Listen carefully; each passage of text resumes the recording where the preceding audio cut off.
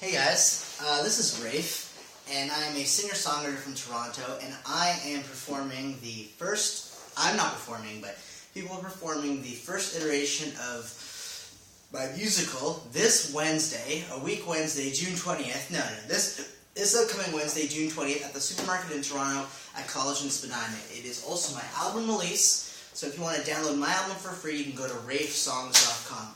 The idea is simple. Instead of sitting down for so long, writing the great musical, I'm going to write it in stages with people's feedback. I read this book called The Lean Startup, and it says the trick to making anything good is having feedback all the way along and sort of doing it with other people. So if you have any ideas for this musical, if you want to be involved, if you want to sing, if you want to act, if you want to dance, if you want to do anything, if you can juggle, if you can do anything, if you like something, if you want to change something, if you want to write a little monologue, if you want to be involved in any way, let me know at rafe@rafesongs.com. Come to the show on Wednesday, let me know, and for the next iteration, you can totally be involved, whatever you want. Anyways, so I thought I would try to, perform the early version of it. I'm not singing in the actual show on Wednesday, but this is the early version, and if you have any feedback even for this version, that'd be great, and I could probably even get it in time for the show on Wednesday. Okay, so it's a lot of talking at the beginning, I know, I apologize. Remember, rafesongs.com for my album. Okay, so here we go. And action. Okay, this is a story about a guy named Martin. Now, I don't know who's going to play Martin. Maybe one of you can play Martin. Anyways, this is a story about a guy named Martin. And Martin was a hopeless romantic. He always wanted, let me make sure it's actually recording. He always wanted the girl of his dreams. He was romantic. Every day he prayed to God. He said, God, please find me the girl who I'm meant to be with. Please bring her to me. Please, I'm too shy. I can't do it myself. I need it. For years and years, his prayers went unanswered until one day, there was a knock on the door. And he said, who is it? He looked at it, and there was a girl, and she said, it's Lucy. I brought you something. He opens the door, and he sees there's a phone book. This girl is bringing him a phone book. He said, what's this? He looks down, he looks back up, and Lucy is gone.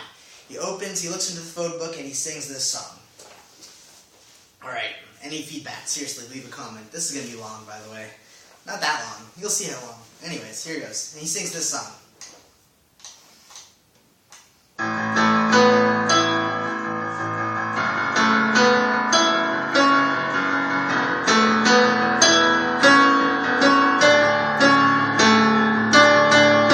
Sit at home and I'm flipping through the phone book. Every name's got a story to hide. If I call, will you be the one who answers? Will you be the one on the other side? Well, I know you're out there, but you're so hard to find. There's a heart, and it beats in time with this one. There's a voice that sounds like mine. We could fall in love in sunny weather, get married, and have kids together, grow so much older, leave the past behind. Well, it's just a joke, I'm fine.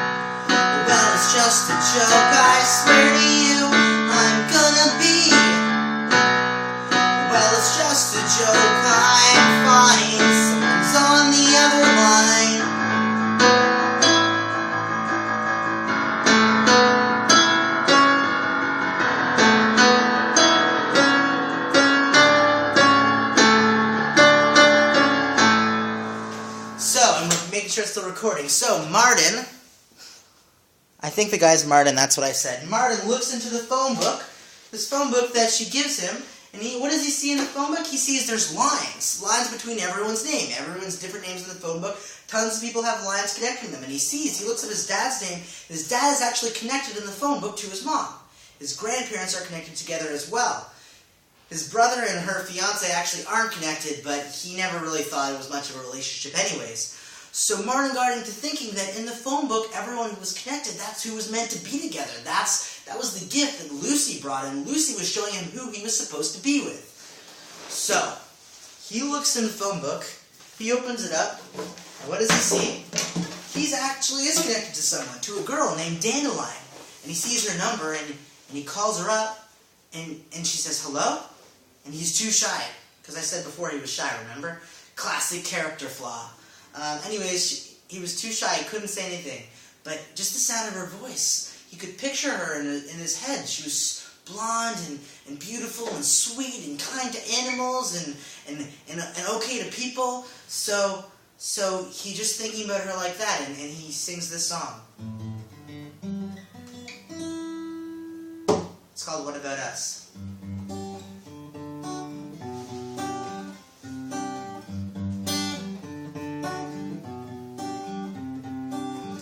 This is a song about a girl who doesn't know that I've written a song about her.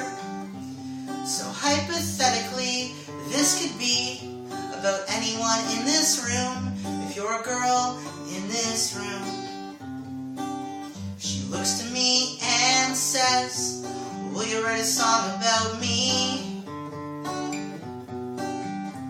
So here's your stupid song, but you'll never know, like you never knew the way I felt about your feelings. So what about you? What about me? What about us? What about this? What about that? What about trust? What about love? What about life? What about man? What about wife? What about truth? What about strength? What about lust? What about us? This is a song about a girl who isn't perfect, who isn't beautiful, who I don't love, but I could learn to. And she campaigns for weird political parties, and I think that's really cute, which might make me a sexist, but I don't care because I like her just the way she is. So what about you? What about me? What about us? What about this? What about that? What about trust? What about love? What about life? What about man? What about wife? What about truth? What about strife? What about lust? What about us? So what about you? What about me? What about us? What about the family tree? My dad and your dad and my mom and your mom. And your little sister who looks just like you, and your little brother who looks like you too, and your older brother who don't like me much, but I think that's cause he saw me touching you so softly on a summer day. But what's a summer day without softly touching your soft skin? Anyway, this is a song about a girl, and I think I'm gonna tell her.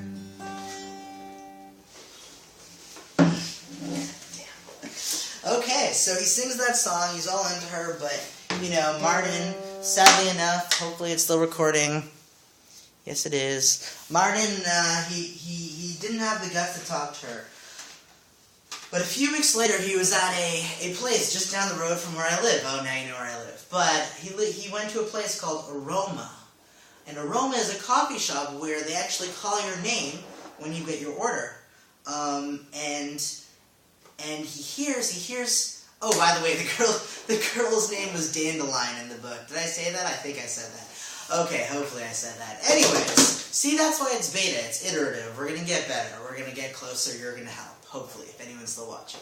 Okay, so her name was Dandelion, and he's sitting in a room, and they call her name Dandelion, and he looks and he sees the girl just like he was imagining her. Blonde hair, really like cute, but not too cute, so it'll go to her head, you know what I mean? And she was like, she was really nice to animals and pretty nice to people. And he just saw her, and he was taken with her so much. And she comes and she sits down right beside him, but he's too afraid to talk to her. He's just looking right at her, and he's too afraid. He's trying to build his confidence, and he can't. And she walks away, and he goes home, and he's so depressed, and he sings this song.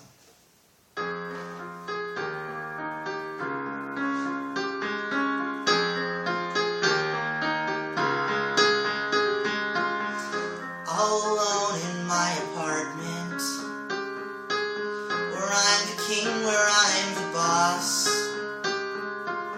where I bring girls to fall in love with.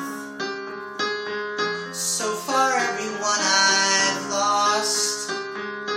I think there might be something wrong with me. I'm afraid that I might be a robot, that I might be a robot, that if you open me up, you find gears and wheels and whistles, you find armed defensive missiles, you find tin instead of blood, and you find a heart of steel instead of love. Steel instead of love. All alone inside my heartache, where I remember what I've lost. Troubled times, I cannot find you, but can I find us? Can I find us? I'm afraid there might be something wrong with me. I'm afraid that I might be a robot, that I might be a robot, that if you open me up, you have gears and wheels and whistles, you find armed defensive missiles, you find tin instead of blood, and you find a heart of steel instead of love. Steel instead of love. Steel instead of love. Steel instead of love. So he's all upset, but all of a sudden there's a knock on the door. He goes to the door. You like my sound effects. I'm a great sound effects guy. He goes to the door, and who is it? But it's Lucy, the girl who brought him the phone book from before. He opens the door. He says, "Lucy, what are you doing here?" She's like, he says, and Lucy says to Martin, she says, "I'm so sorry it didn't work out with Dandelion." And he said, "How did you know that? How did you know it didn't work out with Dandelion?" And she says, "Well, I heard your prayers, I heard you were crying, and I brought you the phone book so you could find her, your one true love, and you could get together with her." And he said, "Well, what are you, an angel?" And she says, "Well, I used to be an angel." And she was like, "Used to be an angel? What do you mean?" She's like, "Well, my name isn't really Lucy." And he's like, "What's your name?" She's like, "Well, Lucy's the short form for my name." He says, "What's the long form for your name?" She's like, "Well, actually, it's Lucifer." And he's all taken aback, and he says, "Lucifer, like the devil?" She's like, "Well, I don't call myself that. I don't have my own publicist." I didn't make up that joke, as you might know if you watch the internet, but she's like, I get a lot of bad press. It's not my fault. I'm actually a really good person." He's like, "I don't believe you. You were trying to trick me. Get out of here." She's like, "Well, I understand people sometimes react badly towards me, but I'm going to leave my business card, and if you ever feel that you change your mind, please don't hesitate to give me a call." And he says, "Get out of here," and he slams the door in her face, and she thinks it's a little bit rude, but she's been called rude herself, so she gets over it, and Martin is so upset. Is this too long talking in between? I don't know. This might be too long. Anyways, back in scene. Martin is so upset about this, and he goes to rip the card, but just as he rips the card, he gets an image of Dandelion in his head, and he thinks about her, and he sings this song. By the way, I wrote all these songs, so I don't know if I mentioned that. Anyways, he sings this song. It's called Broken, I guess. And it sounds like the other song a little bit.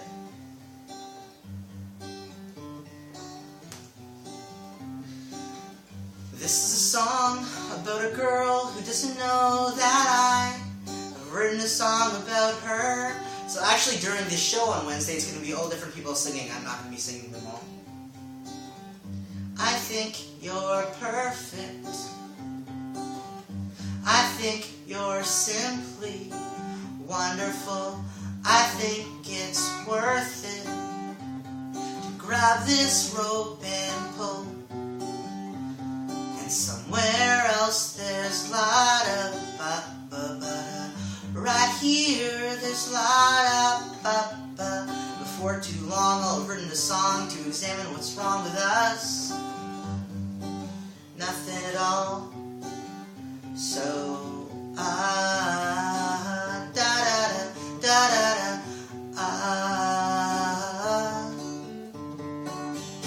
you hum a tune about the darkest parts of man, but baby, even if you're broken, baby, even if you're broken, baby, even if you're broken, babe, well, that's okay.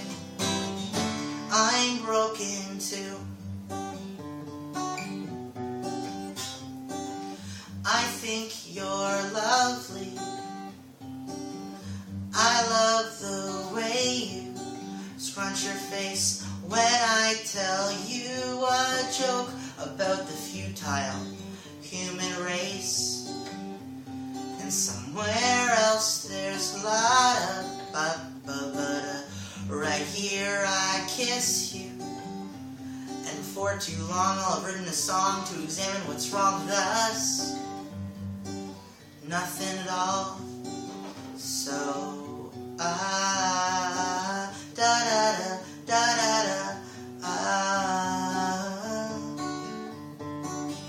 you hum a tune about the darkest parts of man, but baby, even if you're broken, baby, even if you're broken, baby, even if you're broken, babe, well, that's okay. I'm broken too. I think you're perfect.